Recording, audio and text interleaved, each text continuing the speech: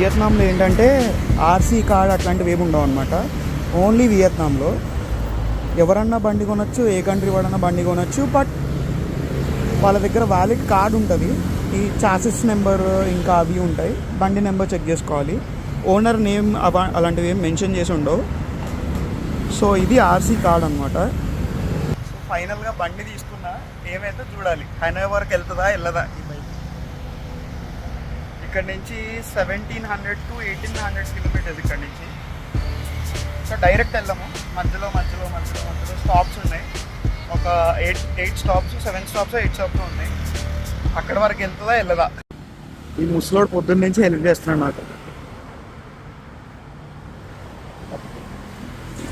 ముసలోడే కానీ మహానుభావుడు. వీళ్ళ కంట్రీలో ఇంజన్ ఆయిల్ ఇట్లా స్టీల్ టిన్లో వస్తుంది. సో ఆయిల్ చేంజ్ కూడా ఫ్రీగా చేసిస్తున్నాడు. చూడాలి ఫ్రీగా డబ్బులు తీసుకుంటాడా ఏంటి అని. ఇంక్లూడింగ్ ఎవ్రీథింగ్ అని చెప్పాను నేను. వాడికి వచ్చిన లాంగ్వేజ్ మనకి రాదు, మనకు వచ్చిన లాంగ్వేజ్ వాడికి రాదు, వాడికి వచ్చిన ఇంగ్లీష్ కూడా మనకి రాదు అనమాట.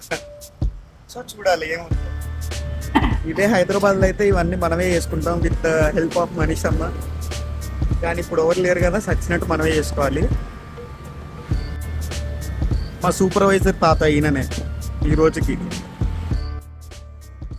టోటల్ ఖర్చు వచ్చేసి దగ్గర వీళ్ళ కరెన్సీలో ₹1,00,00,000 ఖర్చు పెట్టాను ఈరోజు. బండికే ఆల్మోస్ట్ $320 అయింది.